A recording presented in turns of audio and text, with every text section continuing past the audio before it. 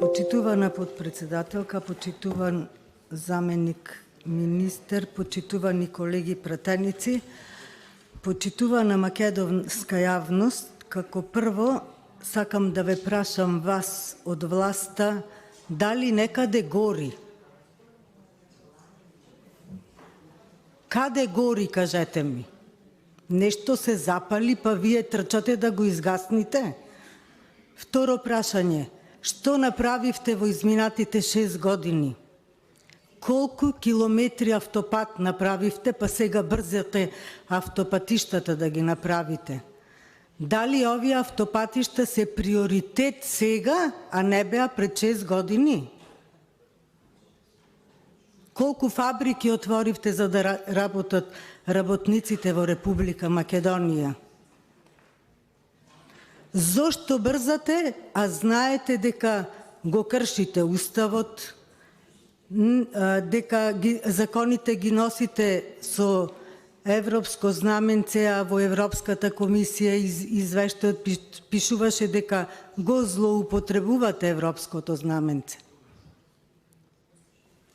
Многу работи се нејасни, меѓутоа на граѓаните после 6 години се им стана јасно за вас и за вашето неработење во изминатите 6 години. И која ви беше целта за да дојдете на власт? Уставен суд на Република Македонија. Уставниот суд на Република Македонија врз основа на член 110 од Уставот и член 70 од Деловникот на Уставниот суд, Службен весник на Република Македонија број 70/1992 и Службен весник на Република Македонија број 202/2019, 256/2020, 65/2021 на седницата одржана на 13 јули 2022 донесе одлука. Се укинува член 12 од Законот за утврдување на јавен интерес и номинирање на стратешки партнер за имплементација на проектот за изградба на инфраструктурниот коридор 8, делница Тетово-Гостивар Букојчани и проектот за автопатот Требеништа Струга Ќафасан и коридорот 10, делница на автопатот Прилеп Битола во Република Македонија, Службен весник на Република Македонија број 163/2027. Ова одлука произведува правно дејство од денот на објавување во Службен весник на Република Македонија. Дали ова одлука на Уставен суд ви е доставена, дали ја имате прочитано и дали знаете дека одлуките на Уставен суд не се коментираат и не се менуваат, само се спроведуваат? Јас докторка сум, па знам дека е така. А вие што правите тука? 10 пратеници се подпиша, ајде сега ќе го менуваме, ќе работиме против одлуките на Уставот на Република Македонија.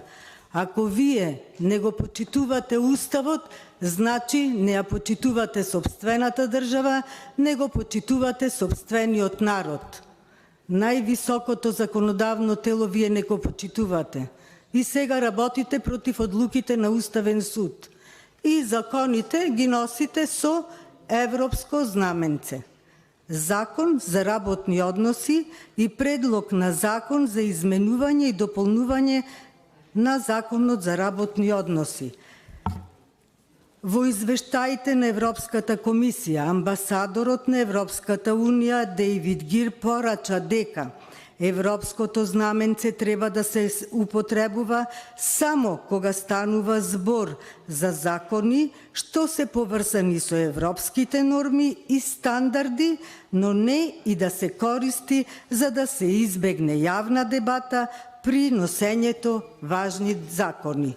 Ама Артан Груби си кажа дека ништо нема да го спречи за да го реализира, ниту ќе го реализира, ниту ништо овој проект. Јас не верувам дека ќе се реализира, само ќе ги украдат парите и ништо нема да имаме од сето тоа, а и вашата влада кажа дека нема врска со европските вредности, нема со европските закони, нема усогласување, ама заради интерес на граѓаните на Република Македонија.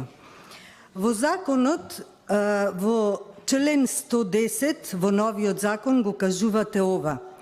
Во овој член се додава нов став со кој се дава можност местото и начинот на исплата на платата на работниците на проекти од национален и стратешки интерес на Република Македонија да се регулира со подзаконски акти за финансии во согласност со Министерот за труд и социјална политика. Толку многу вие прво сте заинтересирани за националните интереси, што се што беше национално распродадовте на соседните држави, па сега вака многу загрижени за националните интереси, па брзате да ги направите автопатиштата. Ако бевте толку заинтересирани за националните интереси на македонскиот народ, немаше овие тешки одлуки за државата да ги носите, почнувајќи од името, знамето и се така штетно што донесовте. Само за тоа како ништо не ве интересира, искрено се чудам, ни да се смее човек, ни да плаче со вас. Дали според овој член Министерството за труд и социјална политика ќе си дава плата провизорно на едни работници по висока плата, на други пониска плата? Знаете што имам информација дека работниците кои што работат на патот Градско Прилеп, има разлика на тие што работат однадвор, им била давана многу повисока плата, отколку на нашите работници кои што работат на тој пат. Ова можете да го проверите. Понатаму, прекувременна работа, член 117 во измената стои: прекувремената работа може да трае најмногу 8 часа во текот на една недела и најмногу 190 часа годишно, и прекувремената работа во период од 3 месеци не може во просек да надминува повеќе од 8 часа неделно. Сега ова не важи со новиот предлог на закон во случаите кога се работи за работа од национален и стратешки интерес за државата, не за државата, туку за поединци од владата, по претходно дадена писмена согласност на работникот. Во новиот предлог закон се дава можноста за работа за прекувременна работа подолго од 8 часа во текот на една недела, во просек неделно во период од 3 месеци и повеќе од 190 часови годишно. Па јас ќе ве прашам, каде ви е грижата за граѓаните на Република Македонија, односно каде ви е грижата за здравието на градежните работници? Дали вие знаете што значи тоа во континуитет да се работи 4 години, да речеме, на еден проект? Зошто тоа не го смислите поинаку? Зошто не запослите, да речеме, повеќе работници да работат на тој проект, туку одреден број на работници да работат повеќе од нормално, ги враќате во времето на феудализмот луѓето. Исто така, друга забелешка имам, план 11, што се однесува за бројот на работниците и планот за работата, каде што е дефинирано колку работници ќе работат на автопатот, колку од нив ќе работат увезени од странство, а колку домашни. Согласно договорот, од вкупниот број, значи само 30% ќе бидат домашни, а 70% странци. Тоа значи дека парите од државата, наместо да одат во државата, ќе одат во другите држави. Или зошто без работна дозвола да можат да работат работници увезени од странство само за патиштата од Бехтел и Енка, и тие, значи, ќе си почнат да работат, ќе си бидат ќе си престојуваат во државата 6 месеци, дали после тоа ќе добијат дозвола за престој не знаеме, а за каква структура на граѓани се работи и тоа не го знаеме, и што би можеле во текот на престојот да направат, значи ништо тоа не ве интересира. Важно вас ви е кажано дека треба ова да го пошто пото да го помините тука во Собраниево со европско знаменце, со овакво насила, дали ќе биде штетно за државата и тоа воопшто не ве интересира. После овие енергетски кризи, економски, здравствени, политички, национални, вас после 6 месеци ви текна дека треба, се сетивте дека треба да изградите автопатишта. И дали, еве јас се прашувам, дали тоа е приоритет? Што би било приоритет, да речеме, да се направи во државата, кој што ќе биде во интерес за сите, кој што повратен профит би дал за државата, и тоа не ве интересира? Дајте една јавна расправа да имаме, па да го проследиме мислењето на граѓаните. Што е најважно да се направи во моментот во Република Македонија, освен ова криминална сделка која што има направено власта? Дајте една расправа, јавна расправа да имаме, затоа што во државата има незадоволство кај граѓаните. Не функционираат институциите на државата. И се иселуваат младите. Знаете зошто? Заради нефункционалност на државата. Затоа што не можат еден документ да извадат. Затоа што треба да имаат партиска книжка за да се вработат, затоа што и да го извадат документот е грешен, заради запослување на луѓе по партиски клуч наместо по стручност и компетентност. Тоа не ве интересира, важно, вие сте на власт, меѓутоа тоа нема вечно да трае. Сакам да ви кажам за работното време во текот на неделата во соседните држави. Работното време во Франција, знаете, европските земји се стремат да го намалат работното време, а вие го зголемувате. Во една Франција е 35 часа, во Белгија е 38 часа, во Грција вработените работат плюс 5 часа дополнително од полното работно време, 40 часа неделно, и тоа не се смета како прекувремена, туку како дополнителна работа. Прекувремената работа почнува да се смета над 45 часа неделно.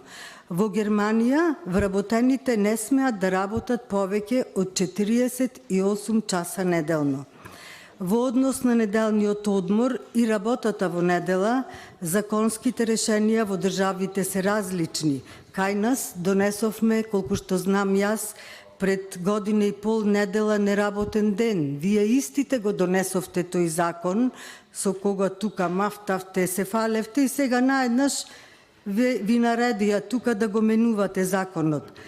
Во некои воопшто не постои забрана на работа во недела, како што се Словенија, Хрватска, Бугарија, Црна Гора, меѓутоа се почитува правилото дека мора да постои ден за неделен одмор, согласно пишаното во директивата. Во другите држави, Грција, Белгија, Франција, генерално работата во недела е или забранета, со исклучоци кога истата е дозволена, или за работа во недела е потребно исполнување на строго определени законски услови. Правната рамка за регулирање на неделното работно време, надоместна плата при работа во неработен ден и прекувремена работа во ЕУ е регулирана со директива на Европскиот парламент и Советот на Европската Унија, која се однесува на одредени аспекти од организацијата на работното време.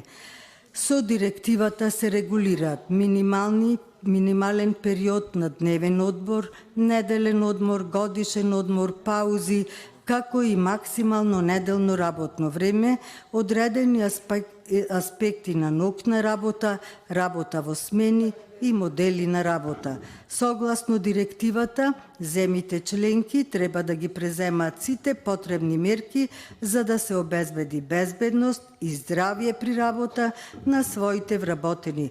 Просечното работно време за секој 7-дневен период, вклучувајќи го и прекувременото, не треба да надминува 48 часа. Само кај нас не се почитува Уставот, почитуван министер, и препораките од Европската Унија. Ова што го правите вие не носи многу подалеку од Европската Унија. Ви благодарам. Faleminderit.